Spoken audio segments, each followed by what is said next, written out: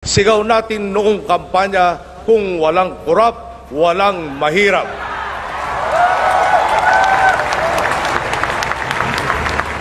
Hindi lamang ito pang slogan o pang poster. Ito ang mga prinsipyong tinatayuan at nagsisilbing batayan ng ating administrasyon. Kayo ang boss ko. Kaya't hindi maaaring hindi ako makinig sa mga utos ninyo. Sa administrasyon po natin, walang kota-kota, walang tompats. Ang pera ng taong bayan ay gagastusin para sa taong bayan lamang.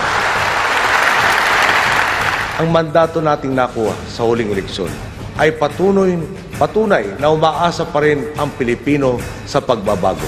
Iba na talaga ang sitwasyon. Pwede na muling mangarap. Tayo